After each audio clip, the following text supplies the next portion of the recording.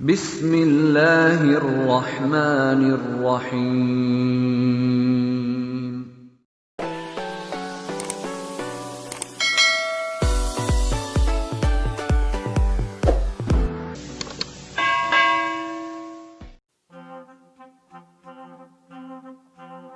More than 1300 years ago, and after 20 years in power, Muawiyah bin Abi Sufyan, the Umayyad Caliph, felt that his death was imminent.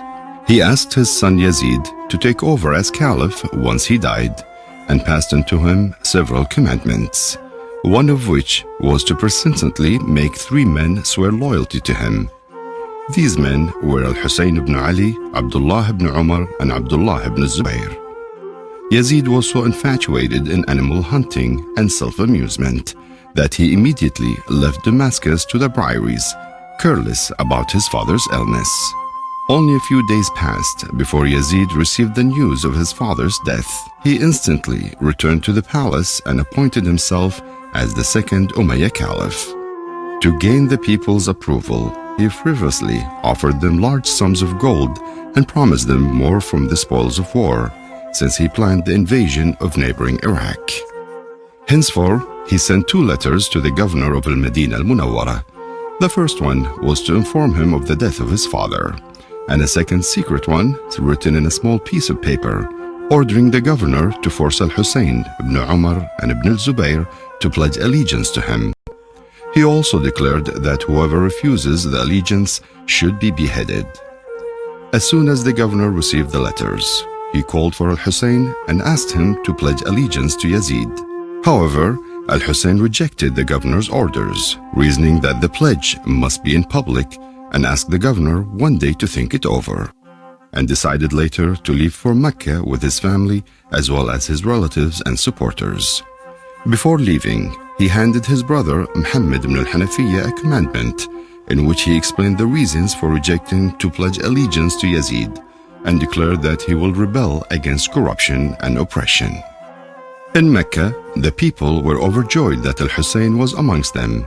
They visited him frequently in the day and night, during which he devoted himself to fasting and praying. During that time, Kufa was the stronghold of the Umayyad opposition party, and the people there gathered in Sulaiman bin Surd al-Khuzai's house to write a letter to Al-Hussain, assuring him of their support and asked him to come, announcing their rebellion against the corrupted governor and their complete readiness to fight with Al-Hussain and sacrifice themselves. When Al-Hussain received their letter, he gave no answer at first. Yet, people of Kufa kept sending him tens of letters asking him to promptly come to Mecca. He finally answered their call and sent Muslim ibn Aqil, his cousin, to Kufa as his representative in an attempt to assess the exact situation and the public opinion. He also sent a letter to the people of Kufa asking them to pledge allegiance to Muslim. Muslim arrived to Kufa and publicly read Al-Hussain's letter. Most of the people swore allegiance to him, and soon the situation turned against the governor of Kufa. When Yazid received the news, he furiously called for his advisor Sarjun to seek his advice, who advised him to substitute the governor of Kufa with the governor of Basra, Ubaydullah ibn Ziyad, who was known for his brutality, aggressiveness, and strong loyalty to the Umayyad regime. Ibn Ziyad was prompt in executing his master's order and quickly left Basra heading to Kufa.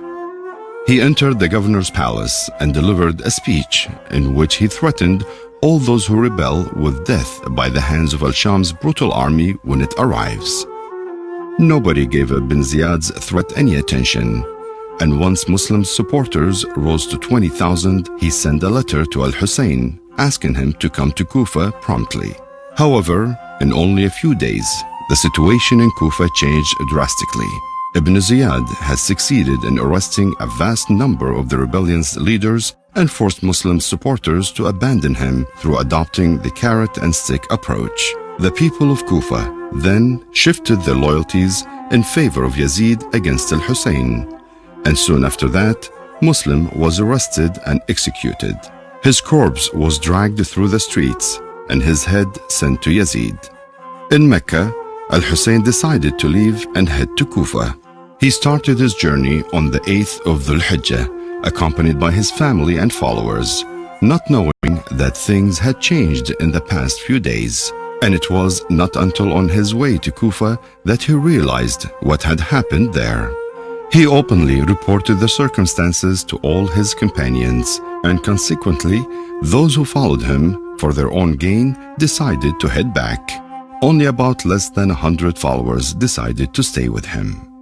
Al-Hussein and his followers were intercepted by the vanguard of Yazid's army, about 1,000 men led by Al-Hurr al-Riyahi. He prevented Al-Hussein from approaching Kufa or to return to Al-Medina. Thus, Al-Hussein delivered a speech stating the objectives of his march. Al-Hurr, however, remained firm and wrote a letter to Ibn Ziyad updating him with what had happened.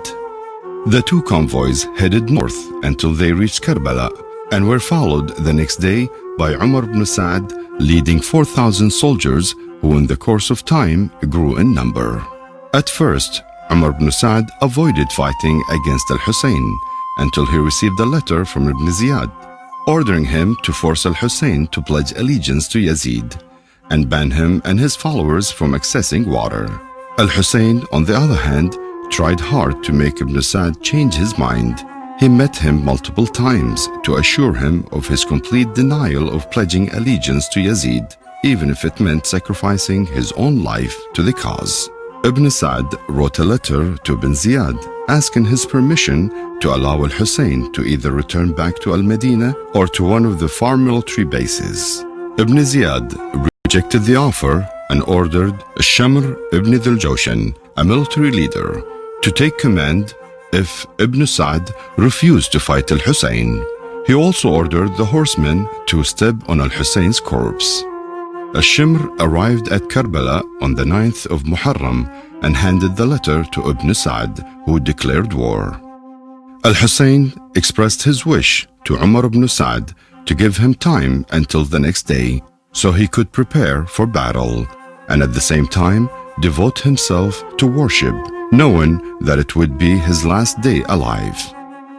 He then gathered his men and delivered a speech in which he told them that they were all free to leave the camp rather than face certain death if they choose to stay with him. None of Al-Hussein's men defected, and they all remained by his side. They expressed their desire to stay and sacrifice themselves, no matter what it would cost them. He thanked them for their brave act.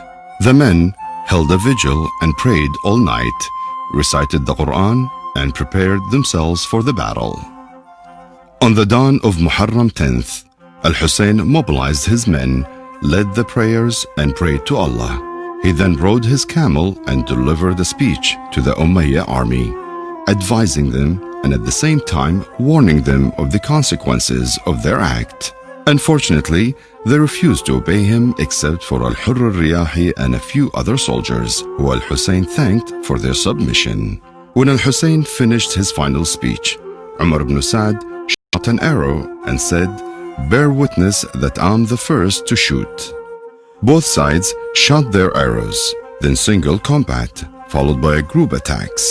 Arrows and spears showered, followed by single combat once more. Al-Hussein's followers were wounding and killing large numbers of the Umayyad soldiers before perishing. Ali al-Akbar, the son of Al-Hussein, was the first Hashemite to be killed, followed by others, until it was Al-Abbas' turn, whose arms were cut off while he was carrying a water-filled skin, which he planned to take back to the camp. Al-Hussein was attacked from all directions, but he managed to kill a number of the Umayyad soldiers and dispersed Ibn Sa'd's troops. His enemy continued to shower him with arrows and spears until he fell on the ground, after which Sinan ibn Anas brutally cut off his head. Umar ibn Sa'd's army looted the camp of Al-Hussein's family, taking women and children as prisoners. Afterwards, Umar ibn Sa'd ordered 10 of his men to trample over Al-Hussein's corpse with their horses. The heads of the martyrs were then carried through Kufa and to Damascus. After 1300 years, people still revive the events of Karbala during the 10th of Muharram every year, to commemorate Al-Hussein's bravery and sacrifice for good.